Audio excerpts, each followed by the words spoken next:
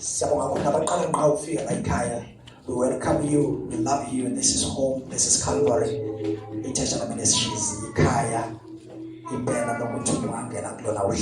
Amen. And we welcome you, we appreciate your presence. So talk to John 15. Amen. And then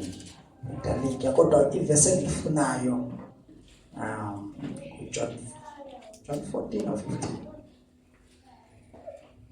The phone is important there. He was a bishop which might take the phone in his own pot. Okay. John 14.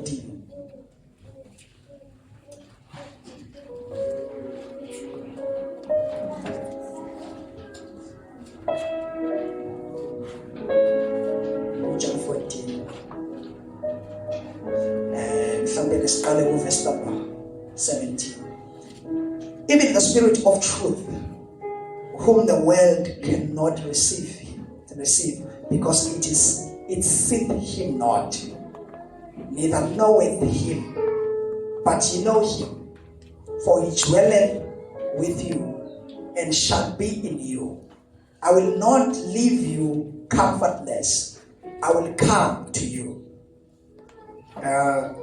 Yet a little while, and the world seeth me. Okay, yes, ma'am. 16, yes. Ngiyakucela kubaba aniphe omunye umduduzi wokuba ahlale kini phakade. Umoya weqiniso izwe elingemamukele ngokuba lingamboni lingamazi nina niyamazi yena ngokuba uhlala nani uyakuba kini. Yes. Verse 17. Verse 17. Ngicela ufunde no 18. Angikunishiya nizintandane ngiyeza kini. Angikunishiya nizintandane ngiyeza kini. I'm coming very soon. Our daily God, we thank you for this word. It's enough to shape us and to elevate us and push us into the level where you are. Speak, Father, in this place. Anoint these lips of clay to speak, thus saith the Lord. I disappear that you may appear.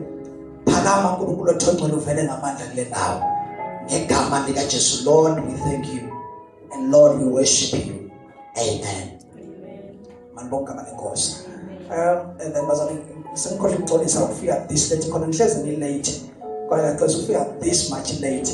And then you could call us the Shumaila College and the Bomskaka and Michael Sele, the Bankapil Labo, together on Boskazi as well. So there's some way, there's Shumaila from 10 o'clock, he asked you from 10 o'clock, and then some official is Jobas put to Masala. Amen. Kayawam Lapan, Kayawam, or Itziloa, Kaya, and that's been his like a man like Jesus. You tell them she's going. You tell them yes, and then I think was why is Swati. Yeah, why is Swati a primary bazalwane. Bangithi umkhaya nje ukuthi umkhaya ngabela home ngabela around glory to Jesus. So it's good to see her with us. Amen. Now bazalwane la sifunda khona sifunda incwadi uJohn, and then it's one of the 4 gospels abhaliwe abhalwa abafundi or abanye babelandela uJesu abalandeli kaJesu. So ezinye izinto abayibhalayo bazwile ngazo bambonile futhi ezenza ezinye they are witnesses of them. Glory to Jesus. Ezinye bezwa ngazo. So they are writing these books in order for us to see the manifestation kaJesu emhlabeni ukuthi ngathi uJesu sefikile emhlabeni wenze njani, waphila kanjani nabantu, washayela kanjani ivangeli, wabethela kanjani. Kuma 4 gospels, and then in last corner sibona khona the manifestation of the pointing messages ashiwo kwi-Old Testament. Siya understand ukuthi Old Testament iyapointa ukuthi kuza uMessiah, iyapointa ukuthi kuza indoda kanje, kuza ozalwa wesifazane, ngalendlela nangalendlela ichaza nokufa kwakhe. And then kube nezinye izinto ezingaba symbols ezikhona kwi-Old Testament that are pointers to Jesus ezingasiyo ama-realities. Kube nama-sacrifices enziwa kwi-Old Testament angasiyo i-real sacrifice or noma angasiyo that are just symbols. Nakuba are real kodwa they are just symbols pointing to someone that is coming oyoba unikelo uqobo lwakhe ehlatshwe ebeliwundlu and then afe kubekani malonga abanenkosi. So now Old Testament kahle is the preparation of the coming of the Messiah. It's more and more years of preparation. uNkulunkulu ezama ukusifundisa ezama ukuprepare inqondo yethu for the coming of Jesus. That's why it's important ukuthi we understand in the Old Testament ukuze ingashine a surprise lento mase sikhomba ukuthi uJesu kahle kade kwakhulunywa ngaye kwi-Old Testament. So now these books, these 4 books, first books of the New Testament, zona says about the manifestation of those symbols kwakhulunywa ngazo in the Old Testament. Because if uzobheka even the life of Moses uqobo, and then we epitome of the Christ that is coming to deliver people from bondage. Akasiye uKristu kodwa uyisymbol nomzekelo opractical okhombisa ukuthi ukhona ozayo oyoba umkhululi wabantu ezonweni zabo. Nikola bangcwele. Amen. So now ukufika about Isaac, if you want Isaac, and then Isaac nabo, there are times whereby baba is symbol yokuthi bafana nathi ukuthi kumele behlatshwe bebekwe lokhunjana in the altar obekwe altar kumele ehlatshwe and then ebe umhlatshelo. But kwase kuvela inqama eyayibhajwe esihlahleni kwathiwa wathi uNkulunkulu ungabisayithinti indodana nansi inqama. Enkathi kuvela leyo nqama izohlenga lo okumele efe. Leyo nqama iyisymbol ne-sign that is pointing to Jesus oyovela uma sekumele thina sife evele amesikhaleni sethu. Amen. So all that it's a language of the Old Testament but in practical. uNkulunkulu uyayithanda language practical. That's why uNkulunkulu sometimes kuyenzeka ekufake ekudlulise izimene ezithile.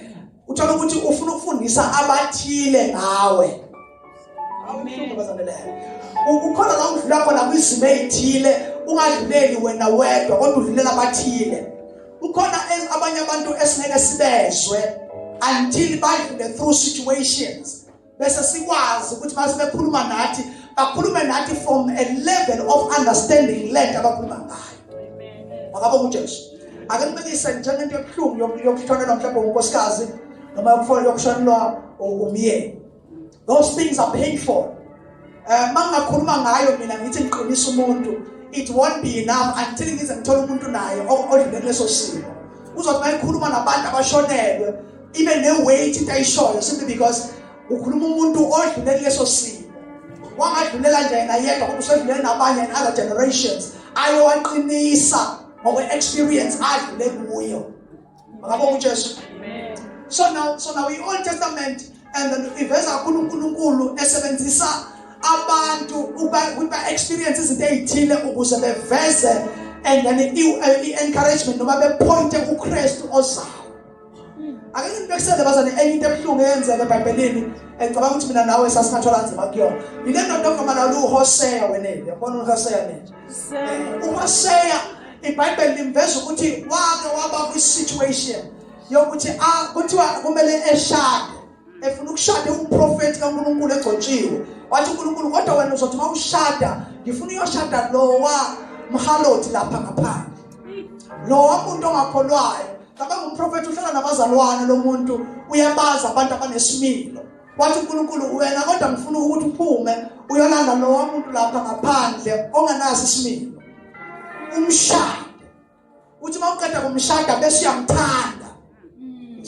Awusho ukuthi uNkulunkulu waphinda uthando lalo sisi simbiza namhlanje ukuthi seqamgwaqo. You see? And uyayicabanga nje lonto phela. Kwana umuntu wesifazane ubona ukuthi kodwa ungangeke.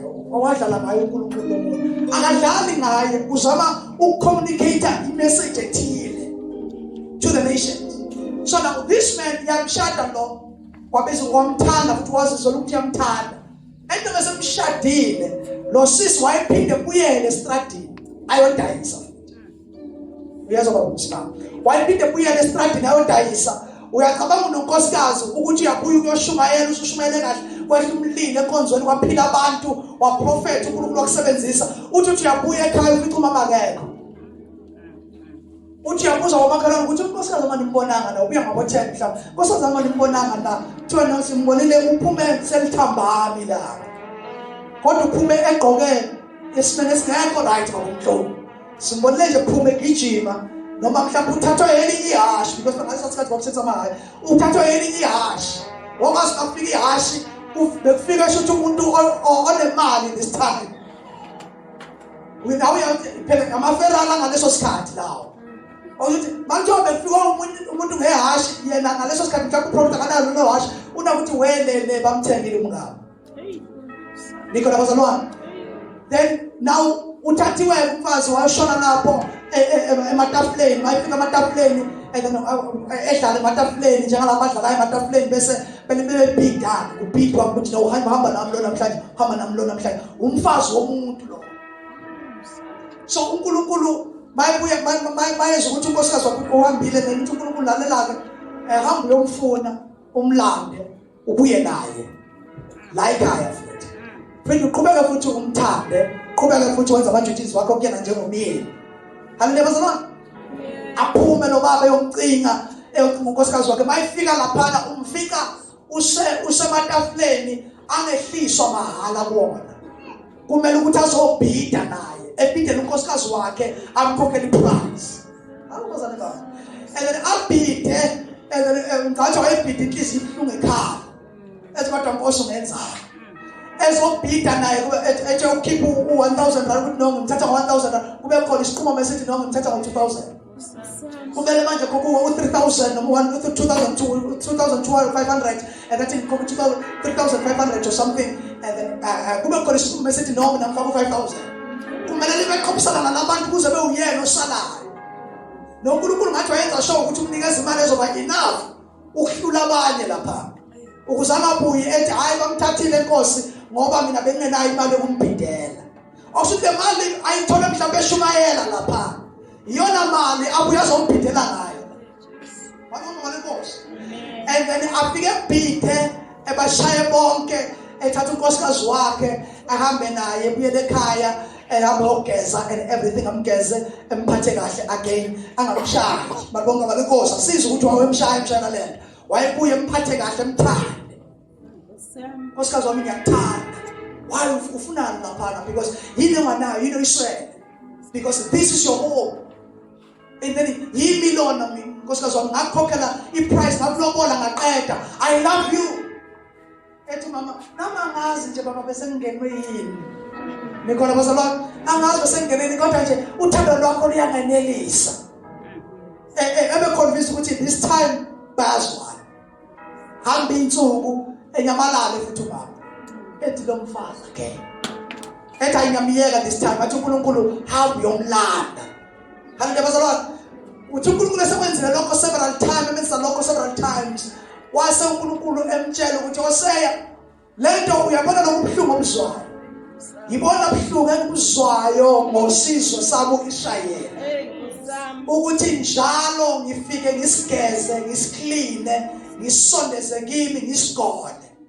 and then lesizwe siphinde futhi ngithi ngiphinde ngisibone futhi sasibuyele futhi siyothengisa ngisibone futhi sasibuyele odakeni njengeyingulube emazalwane ngiphinde futhi ngisuke mina ngibuyele ngiyosifuna ngisilande lesi sizwe ngiphinde ngisilande ngisibuyise kimi kunjalo lokho engikuzwayo njengoba ukuzwa lokho yilokho engikuzwayo amen and then uNkulunkulu wayezama ukuportray the message of his pain and how he is feeling about Israel because wakwazi ukuthi Israel umakoti ibandla linjani bazalwane liwumakoti kaNkulunkulu uyacabanga ukuthi kuzo zonke lezi zinto ezifaka kuzona ukube uyenza kumyeni wakho ngabe sekunjani manje umyeni wakho ngabe kade kuyisela uthi mamkhumalo ngabe dala sahamba ngabe kade umyeni wakho akuyisela ekhaya wathi bazali bakhe ngimthanda impela kodwa hayi usengehlule mthatheni nimbone.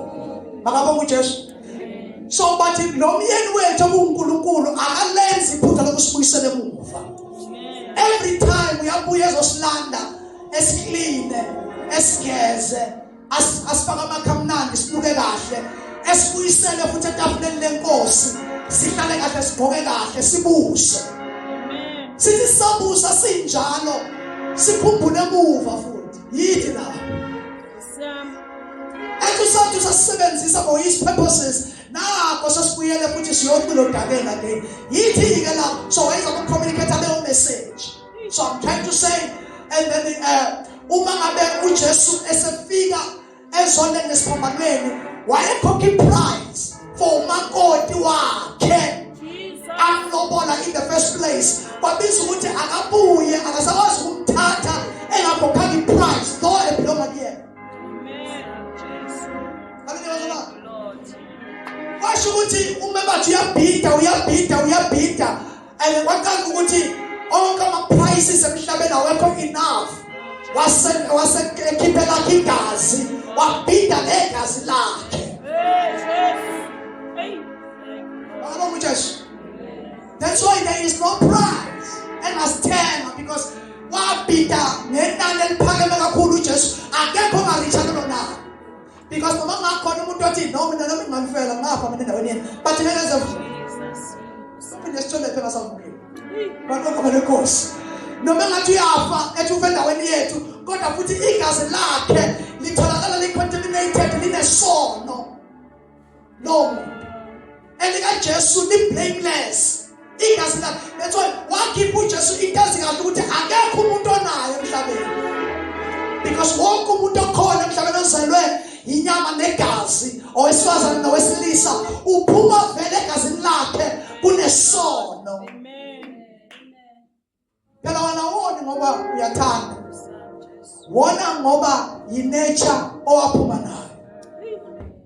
Yingakho uma ngabe ususindiswa kunale terminology esisebenzisayo senza iBhayibheli uJesu ayishoyo ethi you must be born again ukuze uzaleke kabusha kufe lo muntu omdala le nature endala uzaleke into a new nature, inature engabuniyo nenature futhi enganasono ukuzaleka through the blood of Jesus.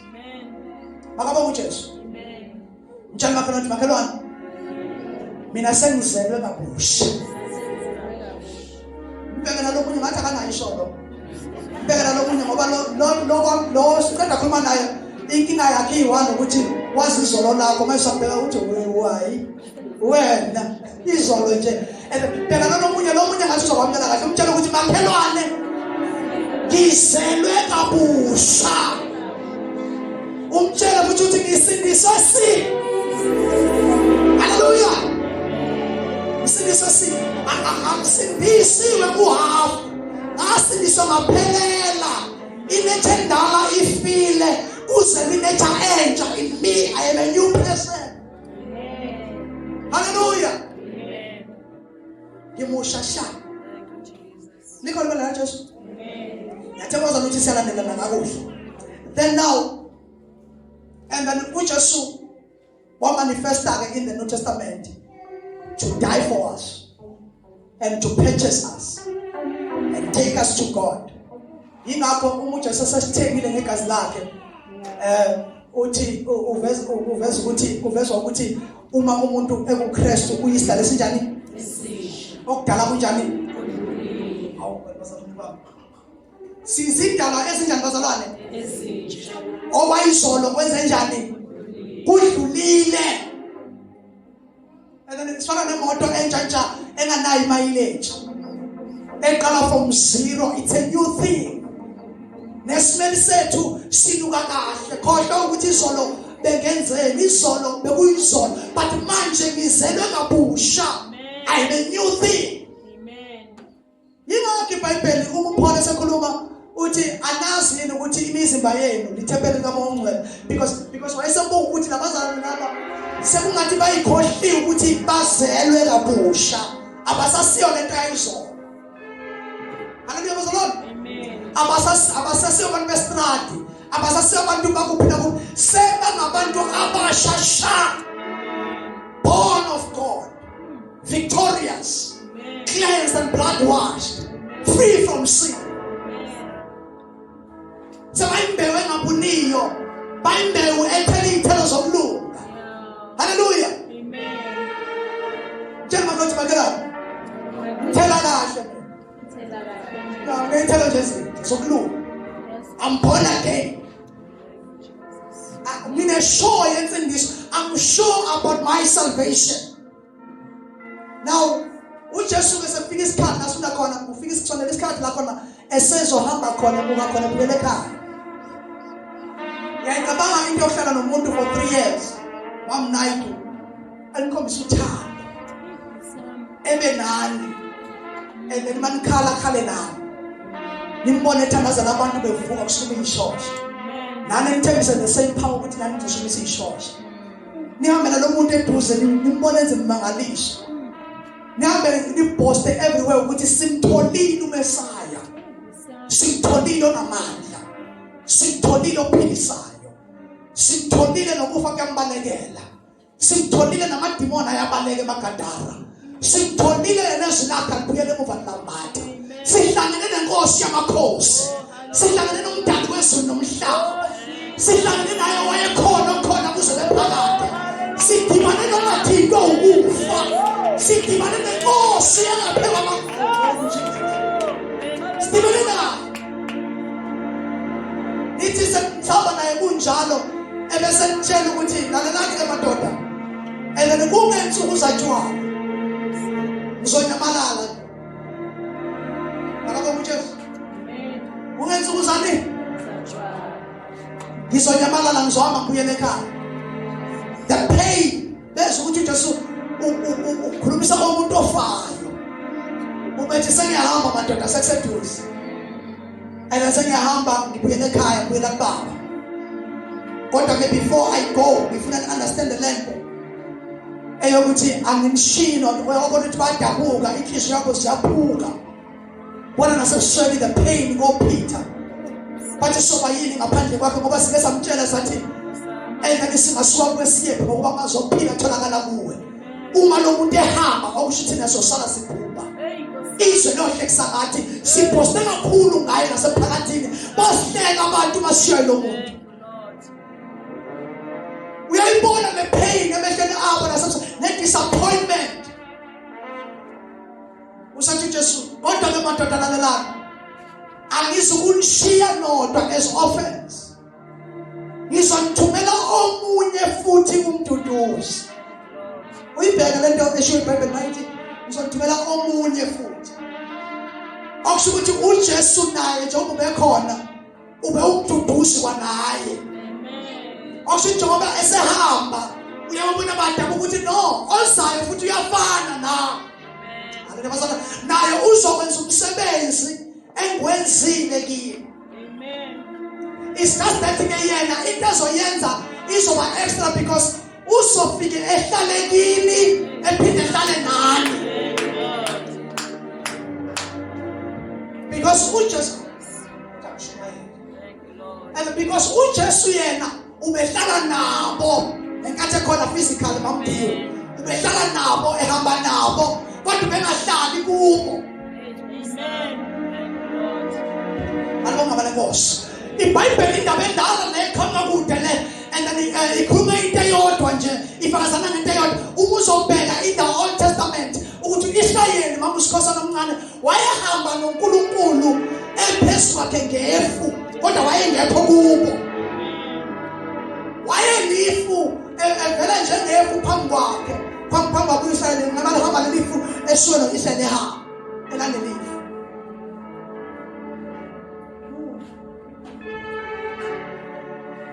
uJesu umefika okay akangiphinde ngithi khona kwi-Old Testament uma ungcwele wayene tendency yokufika kubo abathile efike wayengene nombali wayefika kwabathile efike basibekele bese be-operate ngamandla asupreme. Uma eke wabagibela ingakho ethi uEzekiel umoya kaNkulunkulu wawuphezu kwawo esho ukuthi ngase ngibona babefike bebona umoya kaNkulunkulu ugibela phezu kwabo bese benza izinto ezinkulu. wayengangeni kubo wayehlala phezu kwabo. Amen. Awuselizwe uJesu umangole wayebasibekela, then ebese benza izinto ezinkulu. uMoses wafika wahlangana nesihlahla esivuthayo, leso sihlahla simlandelanga noma yikuphi lapha khona, kodwa wakholwa wahlangana nayo leso sihlahla esivuthayo, and bamnikeza induka eyiphatha ngesandla, kodwa leyo nduka ingenanga kuye. Prepare for the inducement of the Spirit, the infilling of the Holy Spirit. Now, he was given the rod of power. Mama Mushem, kodwa ayizange induku yangena kuye. Yayingayishintsha character yakhe. Wayephathe authority phatha amandla, kodwa le nduku yayingamshintshi uMoses. It made different. It was power and the authority, the office. uNkulunkulu ambeke kulo, kodwa into ayideploy yakhe kwakuyimithetho ebekiwe, but it wasn't the infilling that was inside that was changing him. Oh, hallelujah. He was given power, but amandla ayengangeni phakathi ukumguqula. Ingakho kwi-Old Testament babengaguqulwa from the inside. Kwakuba yimithetho babeyilandela eyayibabusiza. Thina asisabusiswa yinto engaphandle, sibusiswa yinto esingena.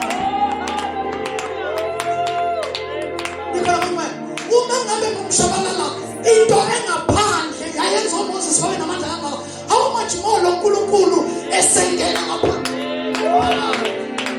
Ekekeyabakhoshwa kwathi kusula yena ngijimela isabeni yonke ngithi uJesu unamandla ayengaphakathi. Hallelujah.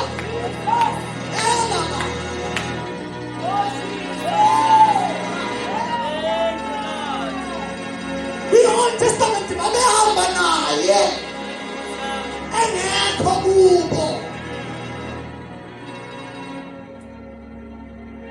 That's why, and then babehamba uShayeli wayeba nalento ebizwa ngokuthi amatende. Babehamba ithi malima ifu ebese bekhanda amatende lapho bengene behlale noma umfundisi wamatende, belindele ukuthi mhlale ihamba futhi nathi siyolandela. Nikhona abantu bami? Amen. Behlale leyo ndawo ngengasho last week my right ukuthi indlela ka11 days yabathatha how many years bazalwane?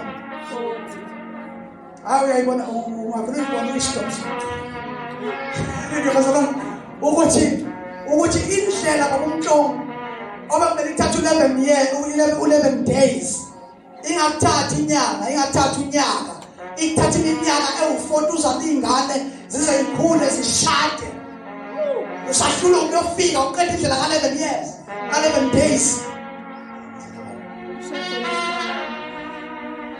Why? Because nabantu lento yayingabaguquli from the inside. Babeguqulwa yinto esesiphepheni zamatshe noma babelandela into esesiphepheni zamatshe, but the character was still there inside, because kwabonakala ukuthi umthetho awubaguqula abantu. They comply with it, but they don't change. Amen. They just comply, but they don't take the formation of the law. They don't take the shape of the law. Kodwa uma iNew Testament isijojusela uJesu sijojusela uMawongwele akasinikezi imithetho, because lo Moses wasipha imithetho engashape our character, kodwa esikhoza ukuthi sicomply. uJesu umefika yena uthi mayisaphuthi angizonikeza amatshe, angizokunikeza imithetho. Ingakho noma bembuza wayengabatshela imithetho, wayebatshela nje ngezinto ezisimple lavana nabo. Amen. Mabonga balenkosi. Amen. So now usethi uJesu ningakhathazeki uma ungcwele ngizocela omunye umduduzo ofana nawo. Uma ungcwele umefika yena, he will guide you and lead you into all truth. Amen. And then umefika yena, he will fill you with his presence.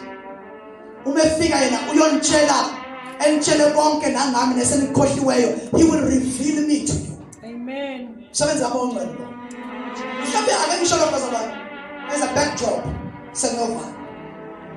And then ngiyibeke engqondweni yakho there in the back. You understand? Uma ungcwele akamshiyi umuntu wakwamamukela. Amen. Ngithuka ngqondo njani bazalwane? Akamshiyi umuntu wabamamukela. Yes. Kodwa iBhayibheli lisifezela ukuthi do not grieve the Holy Spirit. Aliveza ukuthi ningamxoshi because akakosheki. Into engakanayo ukuthi uba grieved by your actions. Kodwa akayindawo ukhale khona kuwe. Inkosi yami. Oh no, I'm telling you, Magalana says verse in the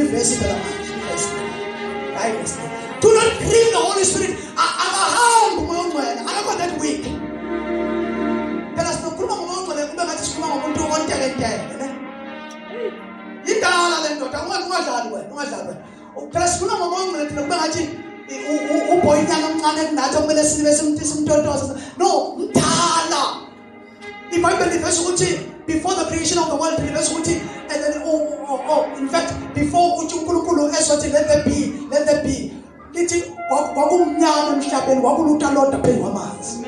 Bese lizothi umongo was hovering upon the surface of the deep.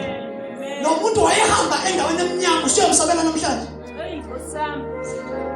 Hallelujah. Sikrisa ukhakhaya babuzulu, sikrisa ukhakhaya njengamanje. Uqina ukhakhaya. Glory to Jesus. Sikhuluma ngomuntu omdala la.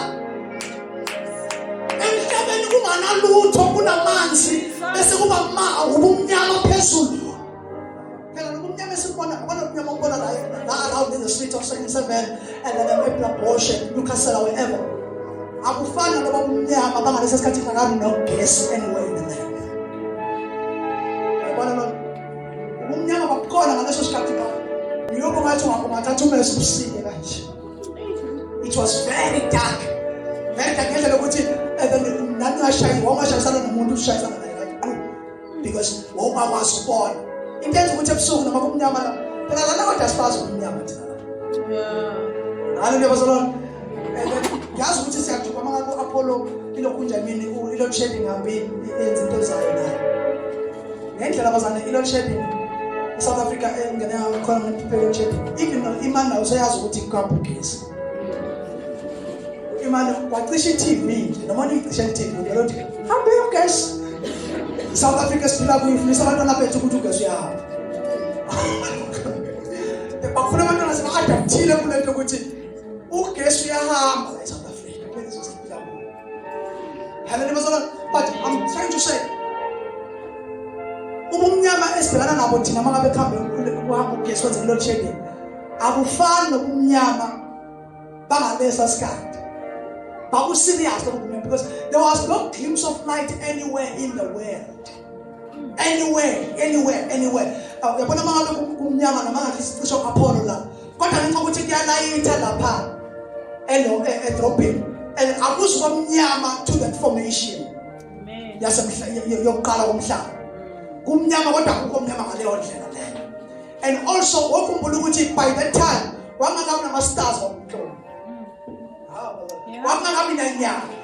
Wangakabi konke lokho okusho ukuthi ubumnyama bakhona. It was into esakazayo experience even namasemakhaya abakaze bayibona ubumnyama obunje. Zamu ukuveza picture elumnyama. Bese ukuba ukuthi lo muntu wayephila lapho ogama lokumonqwa that weak, he's not weak. He's strong and courage. He's powerful. He's great. Akamusha akafiki ngoba nakufika uJesu wayekhona naye angikhuluma like about the Trinity, Amen. and then ukuthi angisho omunye unokufika offended ukuthi isengisho ngathi ngaphezulu uNkulunkulu kakhulu, and then usoze kuba umona ongcwele. Angisho ngokuthi yabo uthi ongcwele siyabona awunawo ongcwele, ngiyabonga uthando lwakho nokuhamba nami nokuhlala nami nani, and then phinde ukuthi kodwa futhi phinde benomunye undodana indodana nawe phela wasifela ke wena wake nesiphambanweni ubacaza ngendlela abacaza ngayo uyitshela ukuthi wenza ijustice wena ukuthi ngenzela ukuthi kungabi khona imibala uphathi kwabo bobathathu ezekuthama mama uJesu and mangingamrecognize uma ungcwele uzolimala egcine ebaleka kimina no bazalwane nokuza nomuntu ebingelela uNkulunkulu ubaba indodana and then it's a indodana wamalapha esithi bazalwane ngicela nomoya ongcwele uzozeshela uba ongcwele ukuthi angibingelelani. No, but this is one person. This is one person, but in three persons. Amen. I hit a kumeki. Umuri recognize yet or recognize about.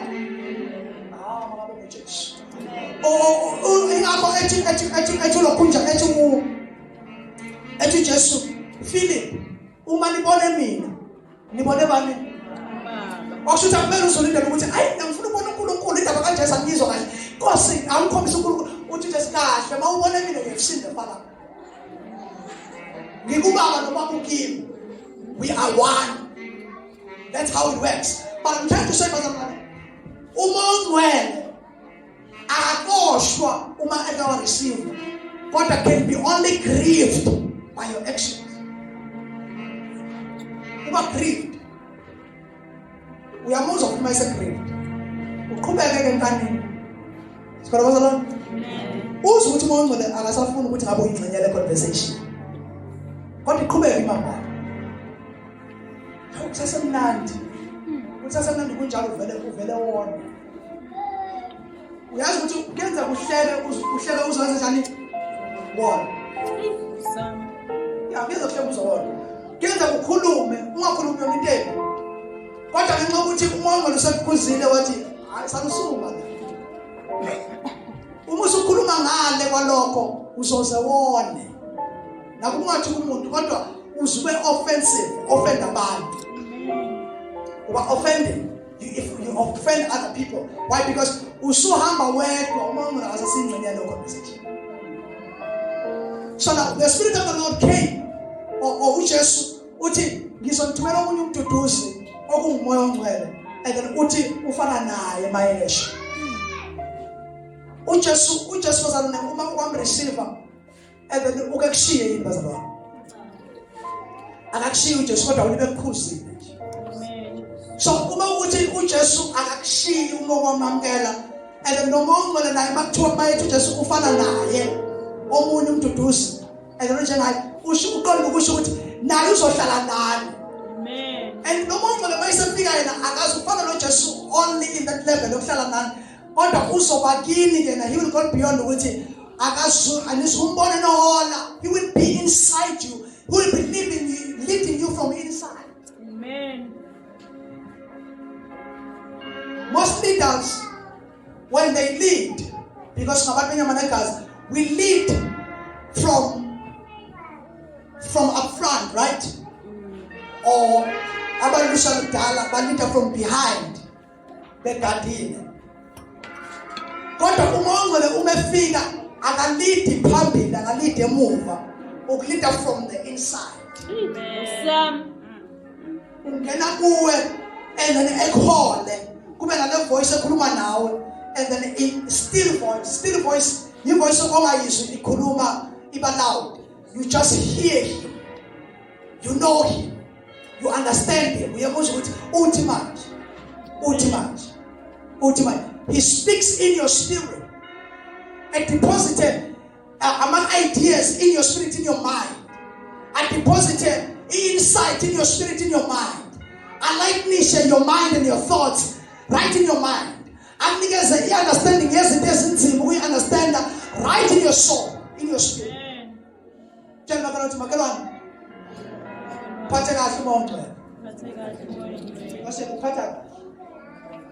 Yeah.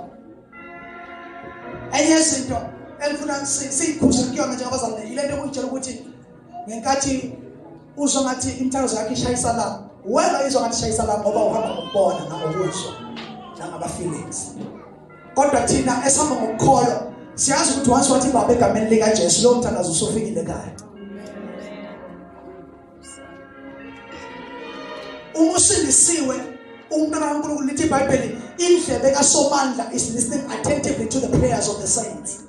So ukuthi ngifila ngathi uyanyuka noma unyuki ukuthi ngifila ngathi uyanyuka umthandazo noma unyuki angihambi ngalokho mntu ngihamba ngalento engiyazi ukuthi indlebe yakhe ihlala ingilalele noma ngithule. Ngakasho lutho indlebe kaNkulunkulu ilalele nehle lakhe futhi lingibhekile ngakambizi iso lakhe linjani bazalwane. He watches over Israel. He watches over us. How can you say God, we thank God for His Spirit. Amen. He lives in us. He guides us. He leads us. He protects us. That's why sometimes if I pray, Holy Spirit, be in front of me to lead me, behind me to protect me, around me to keep me, upon me to cover me, beneath me to keep me, inside me to sustain me and lead me. Yes. Amen. Amen. Because Umar is the only person who enters inside you, around you, and protect a hedge of protection all around you.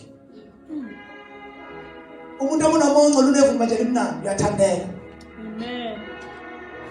Yathandela indaba nomongcwele and then ubayekela baba ngakufuni and then baba nje lo baba mbile kodwa wena njani uyathandeka yeah angazathi uthi sibana akathandeka usho kana umongcwele no ubanjwe lo sathana kubambile ongathanda umuntu umuntu but umuntu onomongcwele and then is full of ivumela imnandi. Amen. Sweet aroma. So just ukuthi this comforter when he comes, and then he will comfort you. He will come to you, verse 16, and I will pray the Father, and he will give you another comforter, that he may abide with you forever. I want you to abide with me. Amen. God, that he will abide with me. Forever. This doesn't suspend because you have to fix the situation. Amen. But the purpose in your life is to abide with you forever. Amen. Hallelujah. In the Old Testament, uJesu or in the Old Testament baba namatende namatende efebe wakhanda lapho bese kuba netende abalikhandayo okwakuyitende lokuhlangana. Ikona bazalwane lelo tende kwakuyilona tende lapho khona uNkulunkulu ayehlela khona uma ngabe ezokhuluma noMoses sometimes no Joshua or whosoever. But wayehlela lelo tende wakungangena isinom kanjani lelo tende wangena for a certain purpose ngaleso sikhathi bebizele leyo ndawo kwathiwa it's a tabernacle, it's a tent, and then kodwa i-tabernacle.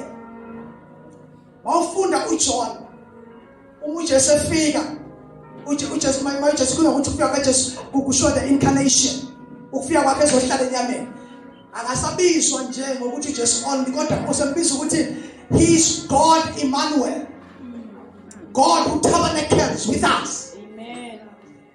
Ashuthi leyanto yayiba yi-event kwa-Israyeli eyayenzeka endaweni ethile isinehlele njengamanje pe-individuals uNkulunkulu usehlala nani uhlala kimi angisalindi usuku oluthile lwetabanekele kodwa he has come and make his dwellings in you. Baba uJesu. Amen. Imizimba yeni lithembele uyabongwe. Amen. If you understand ukuthi umzimba wakho ithempeli kaNkulunkulu kunezinto ozoyihlukanisa kuzona because you are the temple. Amen. Kunezinto umzimba wakho ongakuzuyi-involve kuzo simply because you are a temple. Amen. Yeah. Ama-drugs into endisinabhema yibo mhlawumbe singesikwazi ukubhema. Singawabhema nje kahle bazalwane. Ngathi sidakwe siqhume ebenjeyana. Ngabonga abantu lenkosi. Singawabhema. Kodwa into eyenza singawabhemi. Yini bazalwane? This is the temple of the Holy Spirit. Hayi ukuthi umthetho asenziswa umthetho into yokungabhemi. Into eyenza singabhemi ukuthi we are treating well the temple. Because this is the place of God. Into eyenza ukuthi ungahamba ubabhalala everywhere uzokala ukuthi usulaphana lelelo sibani laphana lelelo sibani laphana lelelo. It's all about the temple purpose. Ukuthi I have to keep the temple linjani bazalwane clean, lingcwele, li-representable. You must be matured enough in salvation. Kufika esigabeni lakhona izinto ungazenzi ngoba nakho usibhale eBhayibhelini ukuthi ungakwenzi kodwa awuzenzi because of ukuthi ulithempeli likaNkulunkulu. Kunento ongasayihlanganisi nazo. Into bazalwane. Tshela abantu makhelwane. Ungatholakala yonke indawo anytime. Anyhow. Awazi ukuthi leli thempeli.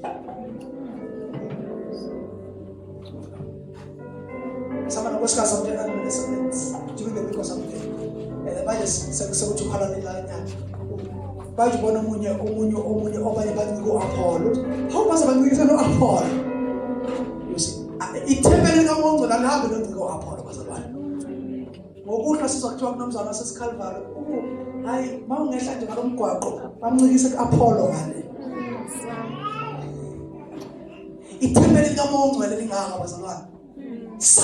Such a grace. Umuntu onegrace engaka. It's because you don't understand your identity. Amen. That's why uyifaka everywhere. But once you understand the identity yakho, angeke wangena yonke indawo. Amen. Abanye bazobayitshela ukuthi engicabanga uyayitshela ukuthi sibanibani. Yini ngawo? And then hayi ukuthi ngiyayitshela ukuthi kunezinto and then engakwazi ukuthatha lo mzimba ngwenze ube yini yazo. I can't be.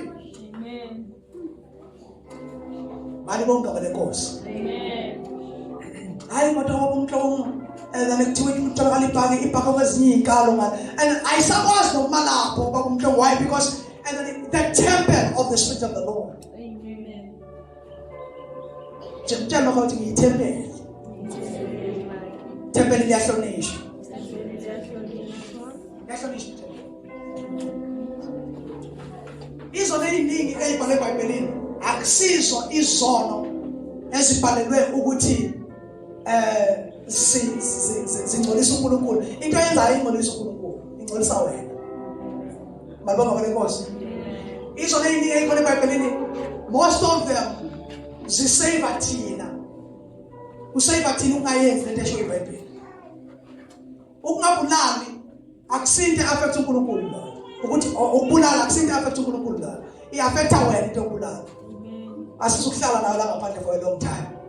Malibonga kwenkosi. Yisono nje esingayisifaka ezulwini kodwa futhi kwanawe awuzuphila kahle nje emhlabeni. Yohlezi ubaleka. Bagcina bekutholile abakutholayo. Obabudlakadla la. Bekubambe bekufaka endaweni ebhilonga kuyona. Malibonga kwenkosi. Uyobona ngeventi ngoba bese babhaka ngaphandle bethi ayingena ngemuva nodwa madoda. Then yasasiyakhona. Malibonga kwenkosi. So now most of these things iBhayibheli lithi dedani kuzo lisiza thina more. Amen. Noma umhlobo ungathi awukholelwe ezweni but injustice yonke khona iningezwe. Amen. Because lento ebizwa ngokuthi i-unjust kwi-justice yizinto izwi elimelene nazo. Amen. Phela ukweba akuvelanga ngejustice yasemhlabeni kwavela from God ukuthi ukweba kuyisono. Yeah. Ukuthakatha bazalwane nakuba injustice ingakwazi ukuyiprove lonto kodwa lonto leyo siyazi ukuthi lonto leyo i-wrong leyo chemical lonto siyazi from the scriptures. Ukufisela umuntu okubi because uthakatha it comes from ufisa lomunye la. ethi yaphumelela usisi wami la evele thulethi wena ngathi into zakhe zingamamlungelo ngathi yamafeyila into ayenzayo ngathi nenze ukuthi evele uNkulunkulu evele elevate bese phila isikhathi eside lona omelene nawe ephila into eyodwa nje ukuthi ekubone mhla usudeka itafula Jesu. Kunabantu okumele uthandazele ukuthi engathi ngaphila longa ningafi ningakabona ummangalisa uNkulunkulu asazokwenza in my life. Amen. May your enemies live long. Amen. Phuma kulomthandazo wakho uthi baba bulala bonke abamelene nami bulala bonke abangithakathayo awuyekele uba ubabulala. Mama phile ukuze babone the goodness of the Lord over your life. Amen. Itafuna phela alikhe izitha zingekho. Lidekwa phambi kwezitha. Njengoba uqosha izitha zakho nje ngathi niyodekwa nini lelo tafula. Hello sis. Aya bahambe nje ngathi into zabo ngafa. Abafe. Fire in the name of Jesus. Die. Wabala masonto.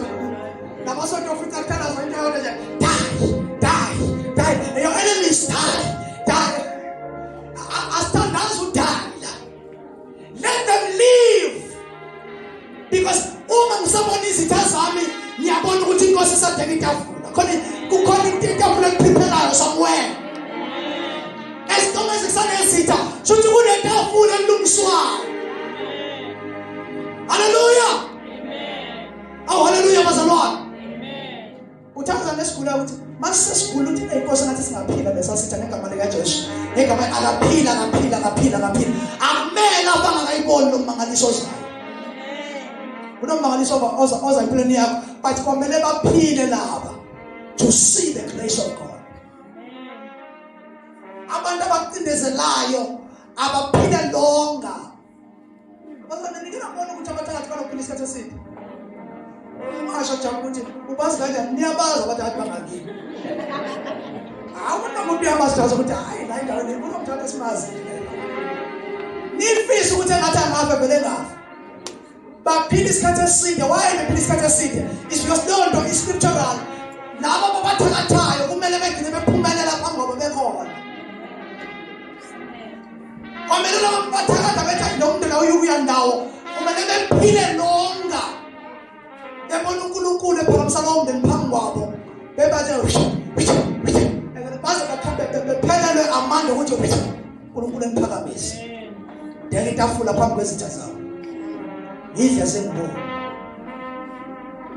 Sekukuwe ukuthi uyazipha yini. Mhlawumbe usudla phambi kwaBukhosi. Awukhosi bakalona ukuthi mhlawumbe uNkulunkulu esemphakamisa esedekelele itafula.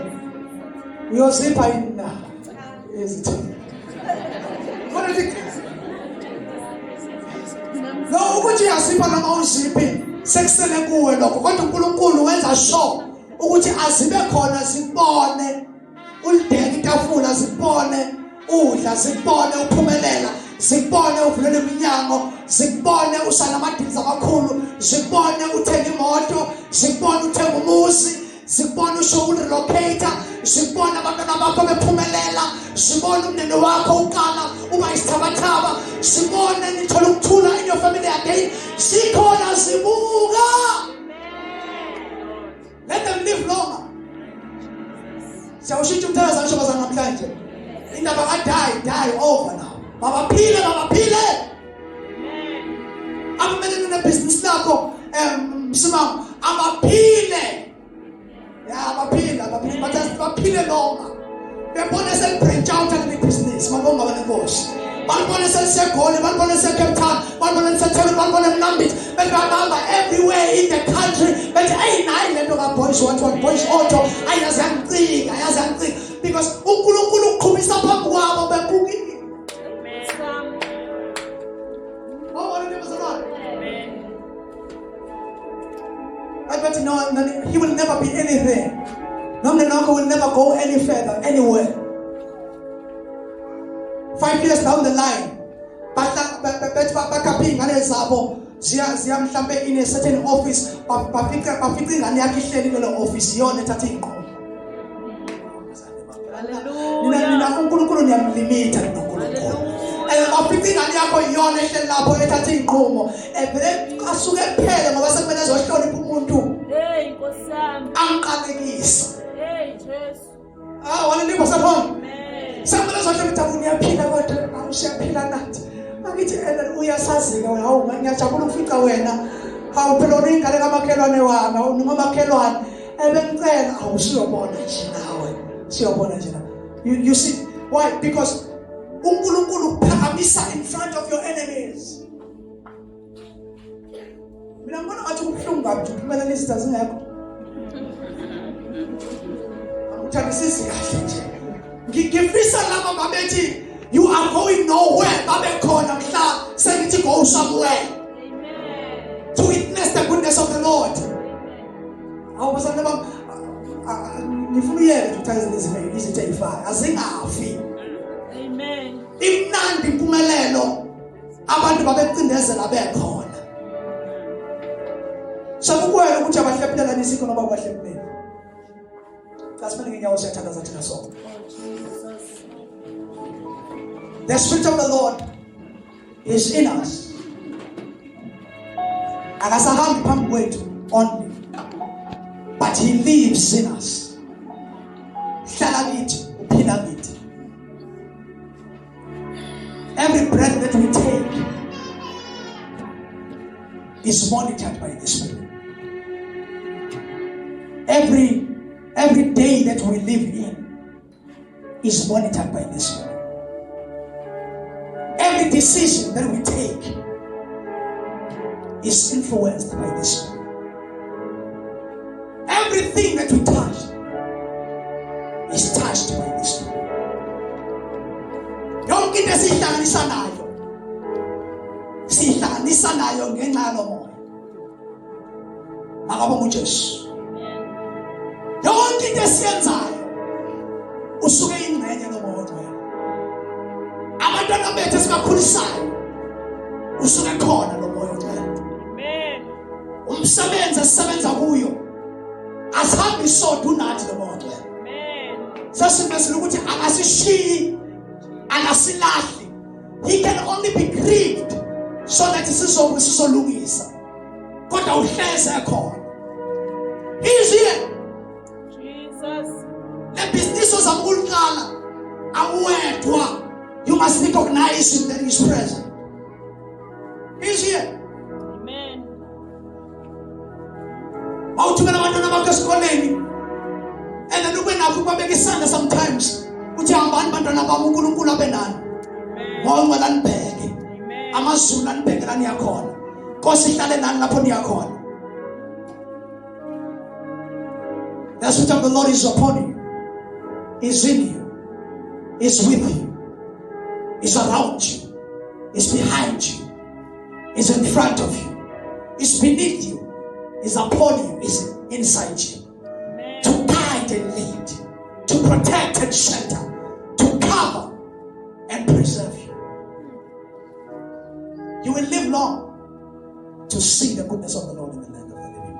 Amen. Because of this grace. Ungaphili impilo neglecting the person of the Holy Spirit. But live a life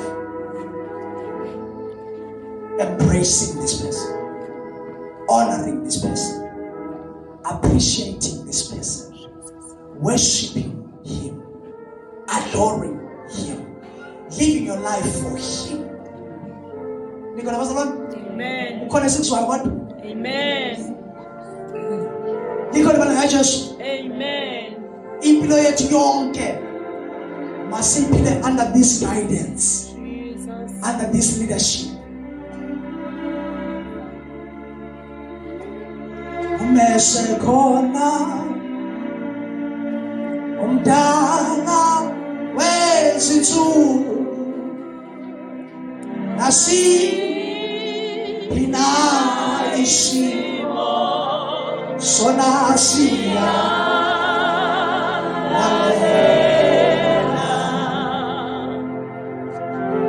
uyena wenza ukuthi uJesu abe khona endaweni zonke maxesha wonke. Uyena wenza ukuthi sibe confident ukuthi uJesu uhlala kithi.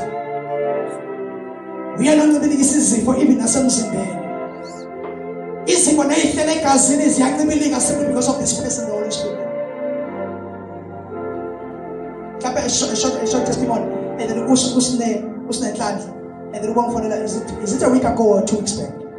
Wamfonela ekulela uma wakhe. And then umama engekho right. Wafona ekhathazekile ngiyamuzwa nasevoicini ukuthi akekho right mntana. Baba mama uyagula, is not okay, and it's getting worse and everything.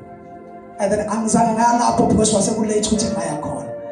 And then ngathi ngicela unikeze umama ucingo.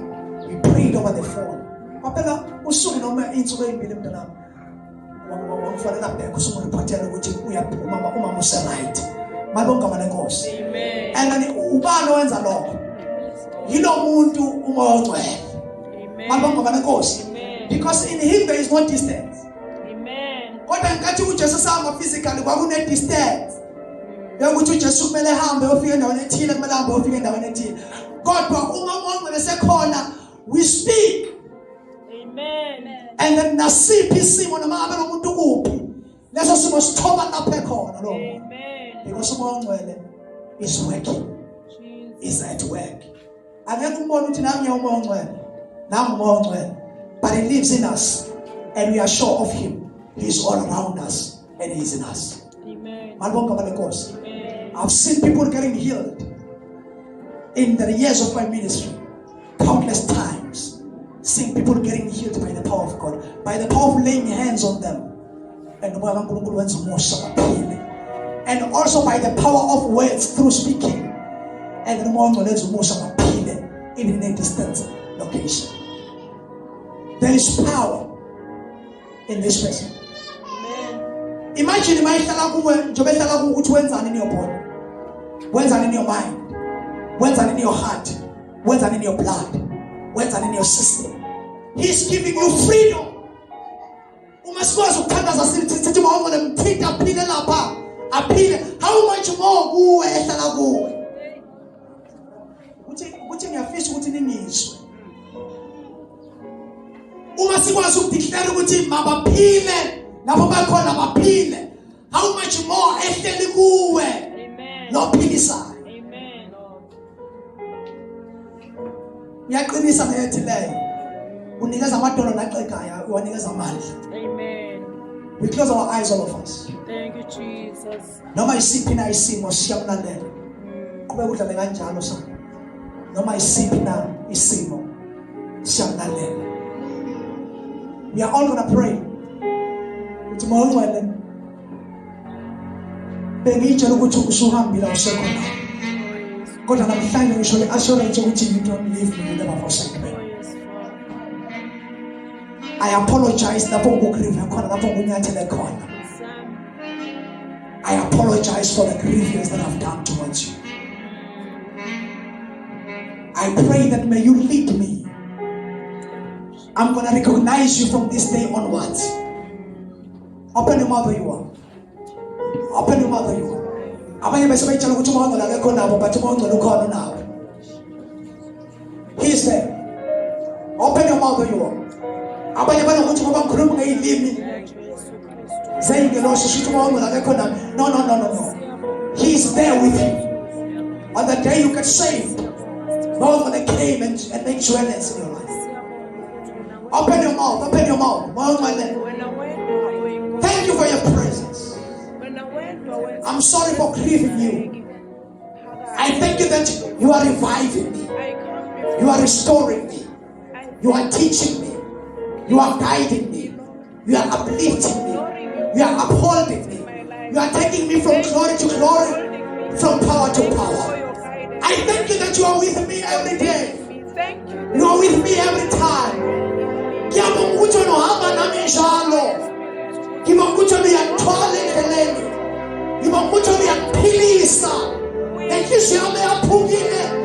are mending my heart.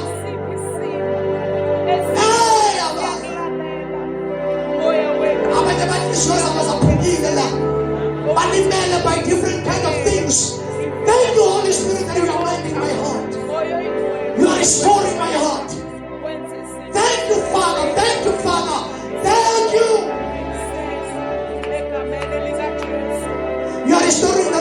relationship that I have with you again. I depend on you. I depend on you. I depend on you. Besaliyihumbula ngitshela ukuthi uNkulunkulu akekho nami. Kodwa namhlanje sengizwile ukuthi yena unami. Akasoze angishiya, akasoze angilahla. Unami. Unami. Unami. Unami nasebahlulekeni kwami, unami. Unami nasebuthakeni bami, unami. Unami noma abantwana behlupha, unami. Unami mali phela, unami.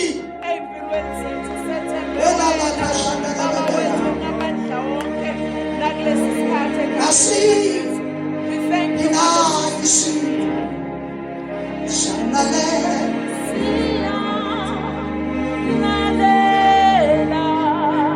Mesekona ume.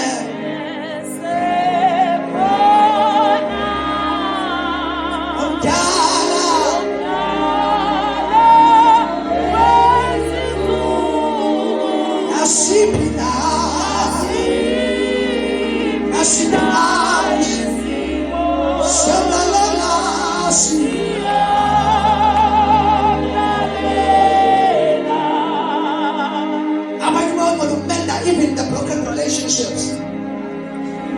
He's mending the broken relationships. He's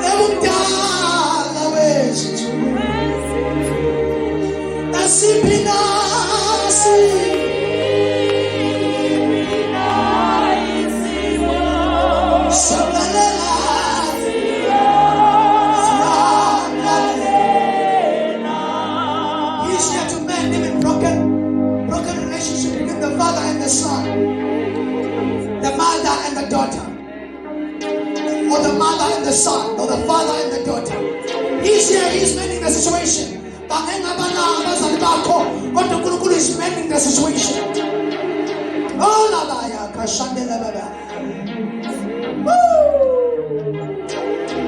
God is mending families. God is mending your marriage. Rakadia bakoshane. Enene na umyeni wako. Nami na ukosikazi wako. God ukulu menda no mshako. Right now, right now. Asina. Siamala asina.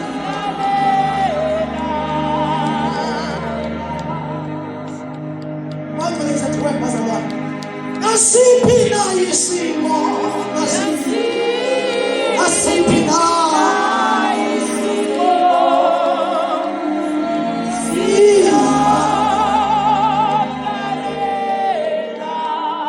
Mesakona